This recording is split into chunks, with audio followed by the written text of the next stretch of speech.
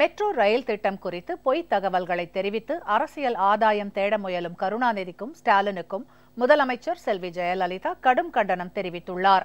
முந்தைய மைனாரிட்டி திமுக ஆட்சி காலத்தில் 3% திட்டப்பணிகள் மட்டுமே முடிக்கப்பட்டதை சுட்டிக்காட்டியுள்ள முதலமைச்சர், மாநில சுயாட்சிக்கு எதிராகவும் தமிழக மக்களுக்கு எதிராகவும் புரிந்துணர்வு ஒப்பந்தத்தில் கையெழுத்திட்டது ஏன் என்பதை கருணாநிதி விளக்க வேண்டும் என்றும் வலியுறுத்தியுள்ளார். மேலும் வெற்று விளம்பரத்திற்காக மெட்ரோ ரயிலில் பயணம் செய்த ஸ்டாலின், பயணி ஒருவரின் கன்னத்தில் அறைந்த செயலுக்கு முதலமைச்சர் கடும் கண்டனம் தெரிவித்துள்ளார். மெட்ரோ ரயில் திட்ட முதல்கட்ட பணிகள் நிறைவடைந்து பயணிகள் சேவை தொடங்கப்பட்டுள்ள இந்த புகழுக்கு எந்த விதத்திலும் கருணாநிதியும் ஸ்டாலினும் சொந்தம் கொண்டாட முடியாது என முதலமைச்சர் செல்வி ஜெயலலிதா குறிப்பிட்டுள்ளார்.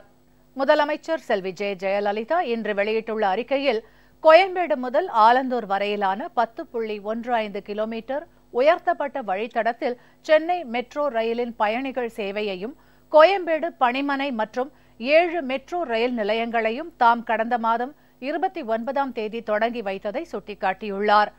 கடந்த மைனாரிட்டி திமுக ஆட்சியின் போது 2007 முதல் 2011 வரையிலான 4 ஆண்டுகளில் சென்னை மெட்ரோ ரயிலின் 3% பணிகளே முடிவுற்று இருந்த நிலையில், கடந்த 4 ஆண்டுகளில் தமது தலைமையிலான அரசு 73% பணிகளை முடித்தது.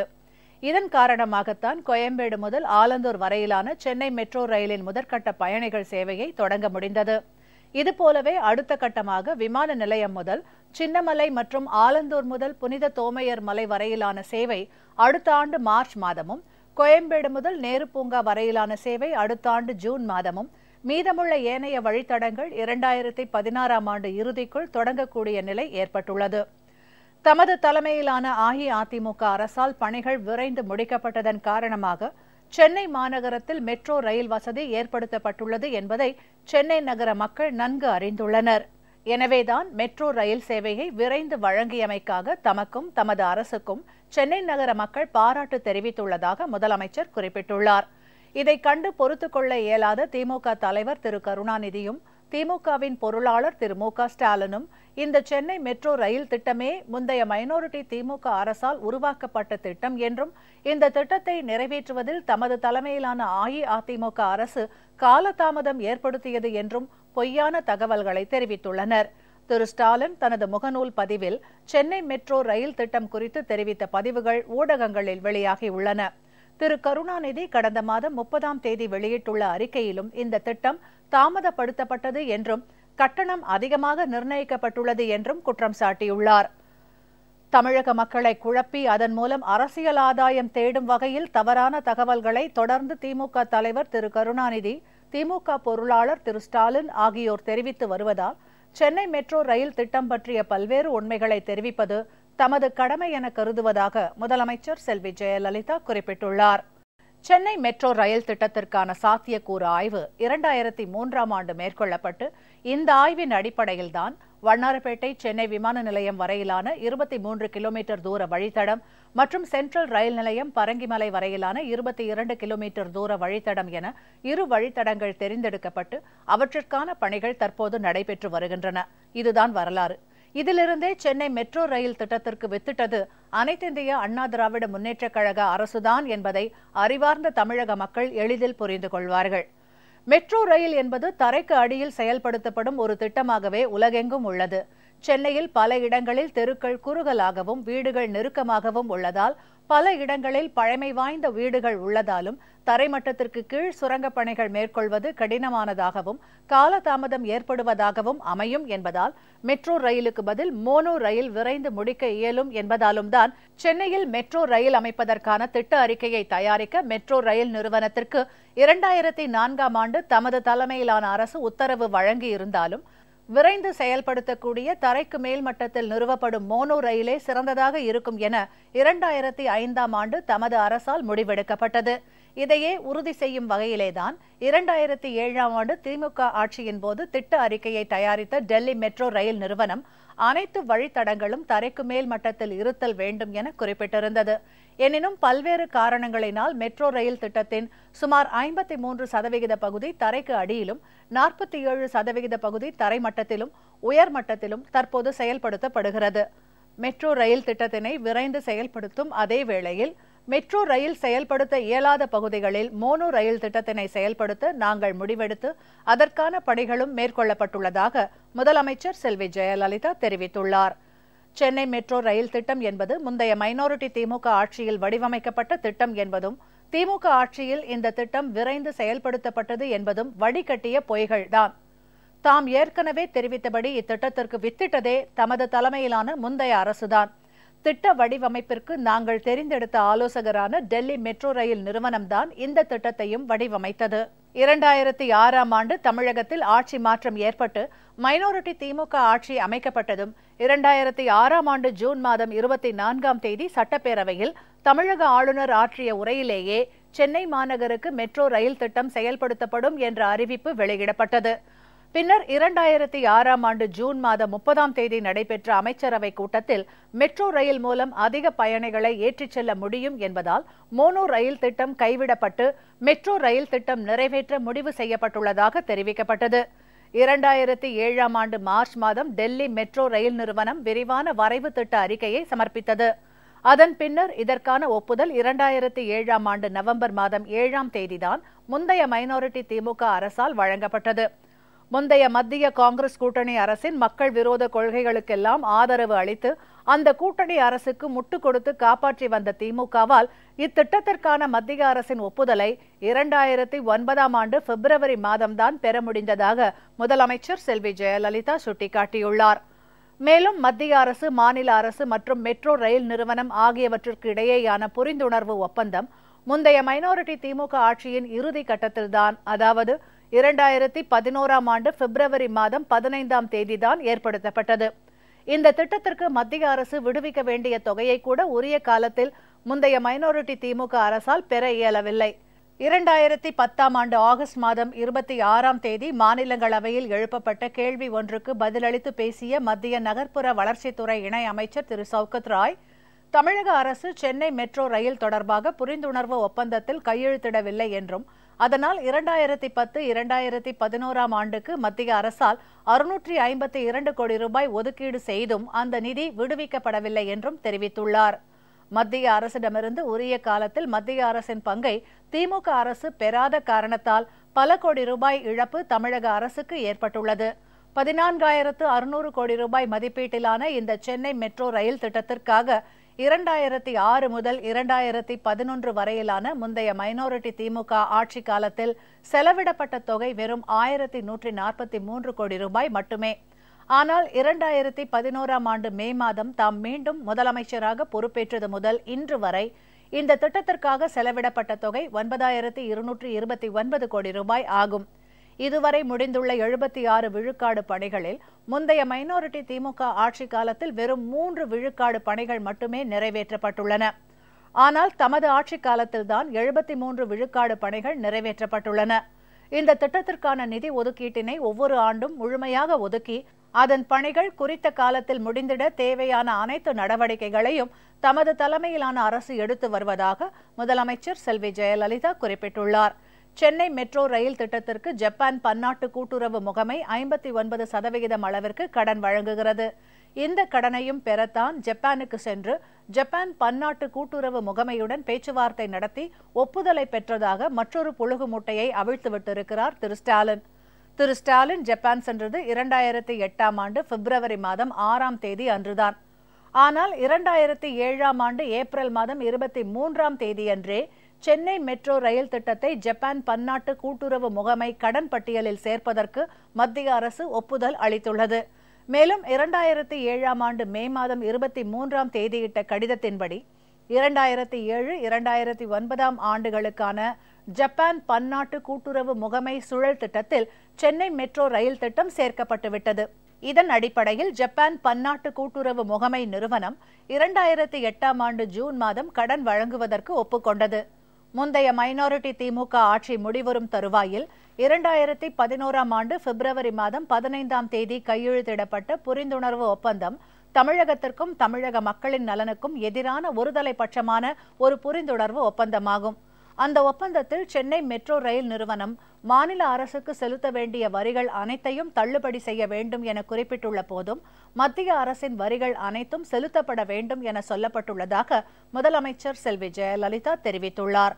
மேலும் திட்டம் செயல்படுத்தப்பட வேண்டிய காலத்திற்குள் செயல்படுத்த இயலாமல் அதன் காரணமாக திட்டச் செலவு அதிகரித்தால் அந்த கூடுதல் செலவு மொத்தத்தையும் மாநில அரசே ஏற்றுக்கொள்ள வேண்டும் என்றும், விலை உயர்வு, அந்நிய செலாவணி மதிப்பு மாறுபாடு, வரி விதிப்பு மாற்றங்கள் மற்றும் விலையேற்றம் ஆகியவற்றினால் இந்த திட்டத்தின் செலவினம் அதிகரிக்குமேயானால் அதனை மத்திய மாநில அரசுகள் சம அளவில் ஈடு செய்யும் எனவும் அந்த ஒப்பந்தத்தில் உள்ளது.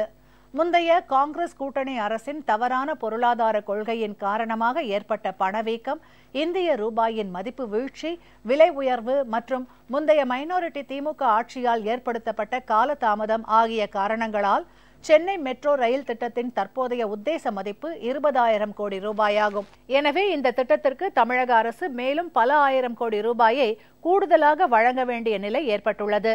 அந்த புரிந்துணர்வு ஒப்பந்தத்தின்படி ரொக்க இழப்பு மற்றும் திட்ட செயலாக்க காலத்தில் ஏற்படும் மூலதன செலவினம் ஆகியவற்றை மாநில அரசே ஏற்க வேண்டும் என்றும், திட்டம் செயல்பாட்டுக்கு வந்த 2வது ஆண்டிலிருந்து கூடுதலாக வாங்கப்பட வேண்டிய ரயில் பெட்டிகளை சென்னை மெட்ரோ ரயில் நிறுவனம் வாங்க இயலவில்லை எனில் அதற்கான செலவை மாநில அரசே ஏற்க வேண்டும் என்றும், சென்னை மெட்ரோ ரயில் நிறுவனம் ஜப்பான் பன்னாட்டு கூட்டுறவு முகமையின் கடனை திருப்பி செலுத்த இயலவில்லை எனில் அதனை மாநில அரசே திருப்பி செலுத்த வேண்டும் என்றும் உள்ளது. மேலும் மெட்ரோ ரயிலுக்கு மட்டுமல்லாமல் அதோடு போட்டியாக இருக்கக்கூடிய இதர போக்குவரத்துக்கும் கால முறைப்படி கட்டணங்களை மாற்றி அமைக்க ஒரு சட்டப்படியான ஏற்பாடு செய்யப்பட வேண்டும் என்ற ஷரத்தும் அதில் உள்ளது.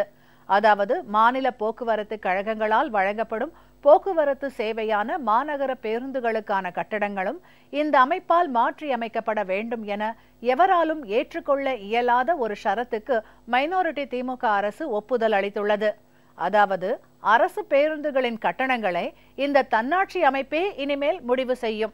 நகர்ப்புற போக்குவரத்து நிதியம் என ஒரு நிதியத்தினை ஏற்படுத்தி தனியே வரி விதிப்புகள் மூலம் அதற்கு நிதி வழங்கப்பட வேண்டும் என்றும், அந்த நிதியை கொண்டே மெட்ரோ ரயில் மற்றும் இதர போக்குவரத்தின் சொத்துக்கள் புதுப்பிக்க வேண்டும் என்ற நிபந்தனை புரிந்துணர்வு ஒப்பந்தத்தில் விதிக்கப்பட்டுள்ளது. இந்த நிபந்தனையையும் ஏற்றுக்கொண்டுள்ளார் திரு கருணாநிதி. இவ்வாறெல்லாம் மாநில சுயாட்சிக்கு எதிராகவும் தமிழக மக்களுக்கு எதிராகவும் உள்ள ஒரு புரிந்துணர்வு ஒப்பந்தத்தில் ஏன் கையெழுத்திட்டார் என்பதை திரு கருணாநிதி விளக்க வேண்டும் என்று கேட்டுக்கொள்வதாக முதலமைச்சர் செல்வி ஜெயலலிதா குறிப்பிட்டுள்ளார். ஒரு திட்டம் எனது ஆட்சியில் நிறைவேறப் போகிறது என்றால் அந்த திட்டம் நிறைவேறுவதற்கு தான் காரணம் என்ற தோற்றத்தை உருவாக்கும் வகையில் உடனே அந்த பகுதிக்கு சென்று ஆர்ப்பாட்டம் நடத்துவதையும் பத்திரிகைகளுக்கு பேட்டி அளிப்பதையும் வாடிக்கையாக கொண்டிருக்கிறார் திரு ஸ்டாலின். ஒகேனக்கல் கூட்டு குடிநீர் திட்டத்தை தாம் திறந்து வைக்க இருப்பதை அறிந்த திரு ஸ்டாலின் அந்த திட்டத்தை தமது தலைமையிலான அரசு கிடப்பில் போட்டுவிட்டது என்று கிருஷ்ணகிரியில் பத்திரிகையாளர்களுக்கு பேட்டியளித்தார். ஆனால் திரு ஸ்டாலின் பேட்டியளித்த 2 மாதங்களில் ஒகேனக்கல் கூட்டு குடிநீர் திட்டம் தம்மால் நாட்டு மக்களுக்கு அர்ப்பணிக்கப்பட்டது. இதேபோன்று தற்போது வேலூர் கூட்டு குடிநீர் திட்டம் முடியும் தருவாயில் உள்ளது. இதற்கான சோதனை ஓட்டம் கடந்த ஏப்ரல் மாதம் முதல் நடைபெற்று வருகிறது. சோதனை ஓட்டம் நடக்க உள்ளதை தெரிந்து கொண்ட திரு ஸ்டாலின் கடந்த ஏப்ரல் மாதம் திமுக சார்பில் வேலூரில் ஒரு ஆர்ப்பாட்டத்திற்கு ஏற்பாடு செய்ய சொல்லி அந்த ஆர்ப்பாட்டத்திலே கலந்து கொண்டு 25 விழுக்காடு பணிகள்தான் முடிவுற்றுள்ளன என்று ஒரு கட்டுக்கதையை கட்டவிழ்த்து விட்டார். அதே அடிப்படையில்தான் சென்னை மெட்ரோ ரயில் திட்டம் முடியும் தருவாயில் உள்ளது என்பதையும், மெட்ரோ ரயிலை இயக்குவதற்கு தேவையான சட்டப்பூர்வ பாதுகாப்பு அனுமதி வழங்குவது தொடர்பான பாதுகாப்பு சோதனைகள் நடைபெற்று வருகின்றன என்பதையும் தெரிந்து கொண்ட திரு ஸ்டாலின் கடந்த மார்ச் 10ஆம் தேதி திமுக சார்பில் நடைபெற்ற ஒரு பொதுக்கூட்டத்தில் மெட்ரோ ரயிலை உடனே இந்த அரசு தொடங்கி வைக்க வேண்டும், இல்லாவிட்டால் சென்னையில் உள்ள 4 மாவட்ட திமுக சார்பில் மிகப்பெரிய போராட்டத்தை நடத்துவோம், எங்கள் போராட்டத்திற்கு அனுமதி தராவிட்டால் சிறையும் நிரப்ப தயாராக இருக்கிறோம் என்று வாய் சவடால் விட்டார். இந்த வாய் சவடாலோடு நிறுத்தியிருந்தால் பரவாயில்லை.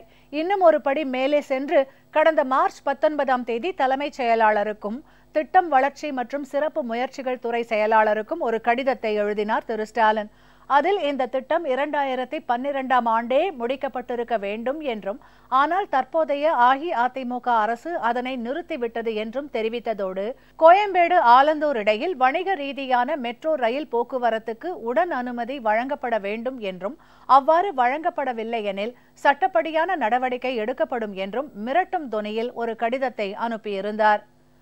பிறர் சொல்வது சரிதானா என்பதை தெரிந்து கொள்ளாமலேயே கருத்துகள் தெரிவிப்பதும் அறிக்கைகள் வெளியிடுவதும் திரு கருணாநிதிக்கும் திரு ஸ்டாலினுக்கும் கைவந்த கலைதான். அதனால்தான் மெட்ரோ ரயில் திட்டம் 2014 முடித்திருக்க வேண்டும் என்று கடந்த மார்ச் மாதம் 10 ஒரு பொதுக்கூட்டத்தில் பேசியவர் இந்த கடிதத்தில் 2012 ஆண்டே முடிக்கப்பட்டிருக்க வேண்டும் என்று தெரிவித்துள்ளார். திரு ஸ்டாலினின் கடிதத்திற்கு திட்டம், வளர்ச்சி மற்றும் சிறப்பு முயற்சிகள் துறையின் அரசு செயலாளர் கடந்த ஏப்ரல் மாதம் 15 பதில் கடிதம் அனுப்பியுள்ளார். அந்த கடிதத்தில் சென்னை மெட்ரோ ரயில் திட்டங்களின் விவரத்தை தெரியப்படுத்தி மத்திய அரசின் ஒப்புதல் மற்றும் புரிந்துணர்வு ஒப்பந்தப்படியே வரும் டிசம்பர் மாதம் 31 தான் இந்த திட்டம் முடிப்பதற்கான வரையறை என்றும் 2012 ஆண்டே முடிக்கப்பட்டிருக்க வேண்டும் என்று திரு ஸ்டாலின் கூறியது தவறு என்றும் சுட்டிக்காட்டியுள்ளார். மேலும் ஆண்டு வாரியாக இத்திட்டத்திற்கு செலவழிக்கப்பட்ட தொகையும் பணிகளின் முன்னேற்றம் பற்றியும் குறிப்பிட்டுள்ளார்.